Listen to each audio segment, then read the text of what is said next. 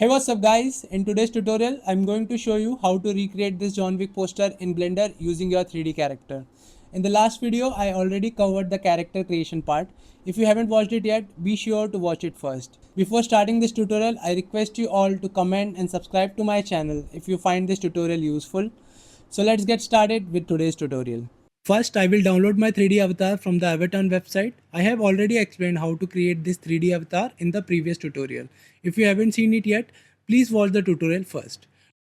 Now to download this avatar, I will click on this icon. Three options will appear. Now I don't need the T-pose for my project. I need my avatar in a standing position. Therefore, I will select the avatar with the animation option and import it into Blender. Now in Blender, first I will delete everything. Then I will go to File menu and select the import option. Then I choose GLTF and import the 3D avatar that we downloaded from Avaton website. Now you can see our avatar imported into Blender. I will select its armature and press R on the keyboard. Then press the Z key and move my cursor like this to rotate the model along the Z axis. By this I will rotate the model into front facing position. After setting the rotation value, I will add a plane as my ground surface. It's not necessary because it won't be visible, but I added this plane just to give an idea of the ground. Now I will select its armature and go to the animation option at the top. In the animation section, two views will open. On the left, you can see the model without the armature, and on the right, the model with the armature. Now if I select my armature and press A, all the bones will selected.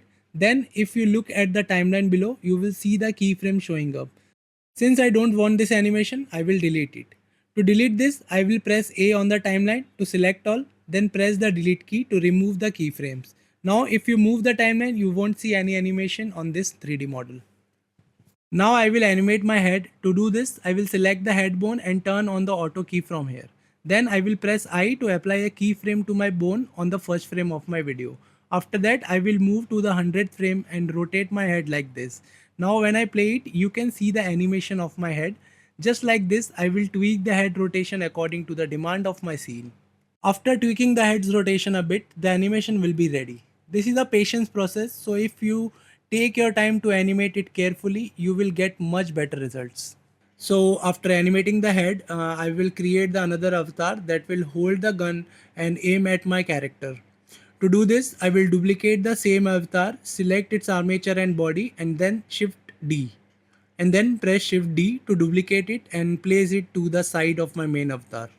So I am using the same avatar because my character's face won't be visible. However, you can use any other avatar based on your scene's requirement. So now I will give it a gun holding pose. To do this, I will select the armature and go to the animation section. Then I will delete the keyframe from the head animation. Now you can see that the rig shape is an isosphere. To convert it into a normal rig, I just delete the isosphere from here. Now you can see that the bones are in their normal shapes. I deleted it because when I set the finger holding pose, I can easily adjust it. Now to rotate the avatar's hand, I will select the armature and go to the animation option. After entering the animation option, I will select the shoulder bone and rotate it a bit. Then I will select the hand and rotate it slightly. I am rotating it from the side view and I will also adjust its rotation a bit from the front view. So now you can see the hand position is ready for pointing the gun. Now I will download my gun. To do this, go to the Sketchfab website, search for gun and click on download and click on downloadable. This will show you all the free models that Sketchfab recommends. Now I will select my gun from there, thank the modeler and click on download. It will show you all the available formats. I will select DLTF because it already has material added. After downloading it, I will import it into Blender just like I imported my avatar. After importing the gun, the size of my gun is very big. So I will select it and scale it down according to my hand. Then I will place the gun on my hand like this. So now my gun is placed in my hand properly. Now I need to move my fingers to hold the gun properly. For that, I will delete all the parents of my gun and make it a single object. To do this, I will first select all the part of my gun and then press Alt plus T on my keyboard and click on clear and keep transform option. This will remove all the parent connection from the gun. Then I will delete the Sketchfab mesh on the right side. After this, I will select all the part again and press Ctrl plus J on the keyboard to join all the part of the gun, turning it into a single object. Now to create a rig for the gun's handle, I will add an armature. Then I will position the armature according to the hand's position and scale it to the size of the handle. We are making this rig to connect the gun to my hand. Now to connect this bone to my gun, I will first select my gun, then hold shift and select the bone. After that I will press Ctrl P and choose the bone option at the bottom. Now you can see if I move the bone, the gun will also move with it. So now I will prepare my holding position. To do this, I will select my body armature, then go to the animation option. I will properly rotate the fingers bone to create the gun holding pose. As you can see on the screen, you need to set each bone properly to ensure that the gun doesn't go above or below the hand. So take your time and do it carefully. Now my pose is ready. To connect the bone to my hand, I will select the gun bone and then select my armature. Then press Ctrl P and choose bone. Now the gun is connected to my hand. If we check in the animation tab, you will see that if I move my hand, the gun will also move according to my hand's movement. Now I will duplicate my gun holding character multiple times and place them one by one around my main character. To do this, I will select every part of my character, including the gun, then press Shift D and move it to the side. Then by following the same method, I will duplicate other characters too. Now I will select my character one by one and place them around my character like this from the top angle. It's not necessary to place them in a perfect circle. You can place them roughly like this. Once your character are placed around the main character, we are all set to add our camera.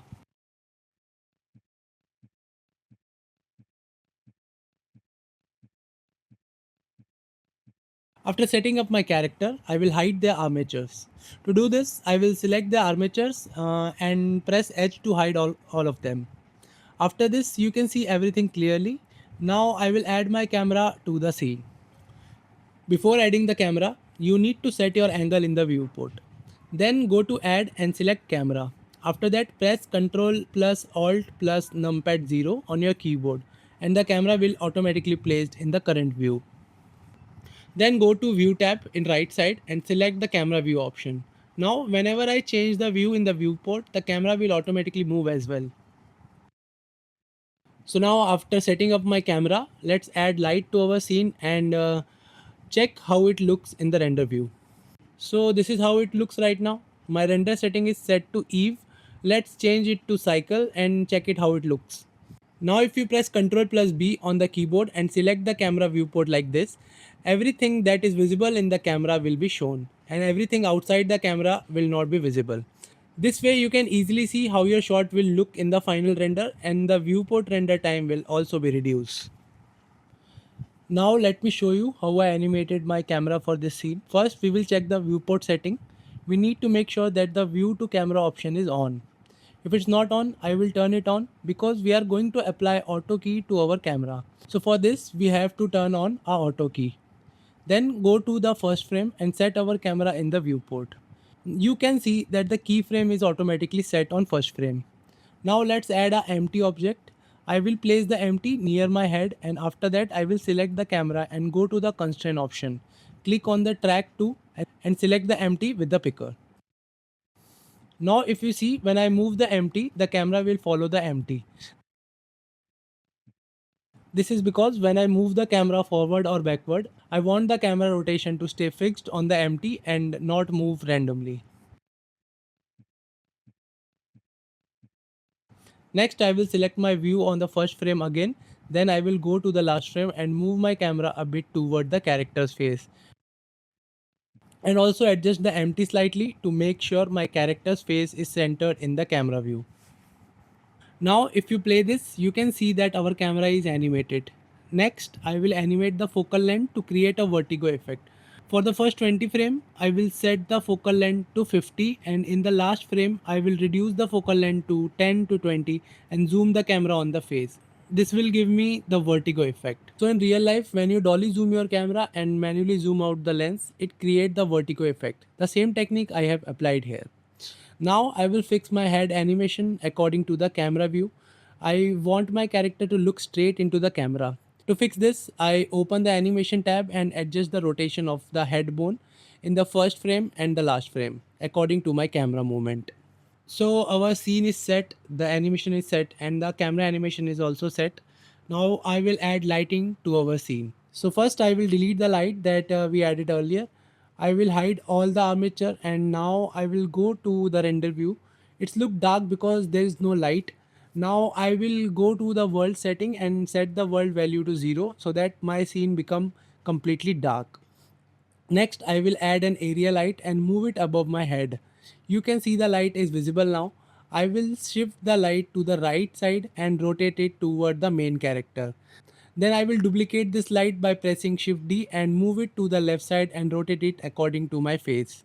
Now I will select the boat. Now I will select the light and go to constraint tab and select track 2. I will choose the empty just like I did with my camera. Now when I move my light, they will always point toward the head and move accordingly. Now I will select both of my light and move them a little in front of my character. Then I will convert them into spotlight and setting the right light to red and the left light to blue. Next I will duplicate my light and move it exactly in front of me, and I will change the front light to an area light with a white color. Now if I check my render in the camera view, it looks something like this. Now I will tweak the light value for the red and I will set it to 20, and the blue light will be also set to 20, and I will reduce the value of the front light a bit. Now if you see, it looks more dramatic. Next I will duplicate the front light and move it behind the head, which will become my fill light. I will give the light a cyan color and adjust its value. You will see that this will add a better view to my scene. So the lighting part is done. If you look at my hair, it looks a bit rough. So I will fix its material. For this, I will go to the shader editor in the right view. Here I will disconnect the metallic node and set the metallic value to full. This will add some shine to my hair. Similarly, if I need to change the roughness, I can also adjust the roughness value up. So now my material is set. If we look at the reference image, you can see that the gunman behind John Wick is pointing his gun a little above his head. But in my scene, the gun is behind the head. To fix this, I will unhide the armature of the gunman behind me from the right side and select all the armature. Then I will move their position up and rotate them. It doesn't matter if their legs are in the air because their leg won't be visible. So after hiding the armature, you can see that now the guns are properly positioned above my head. Now after adjusting their position, it's time to add animation to their hand. Essentially, we are animating their whole body to create the feeling that the gun are moving closer to my face. For this, you need to select all character armature, then go to the last frame and press I to add a keyframe, and then go to the first frame. From there, move each character one by one toward the face. I'm doing this quickly, but you should take your time with this part and keep making adjustment until you are satisfied. Now everything is done. It's time to add some fog to my scene. To add fog, I will add a volumetric object. First, I will add a cube to the scene, scale it and cover everything inside it. Now let's turn on the render view and select our cube. Then go to shader editor and add new material. After that, I will delete the principal BSDF and add the principal volume shader, connecting it to the volume input. Now you can see that a little fog has been added, but the scene has become darker.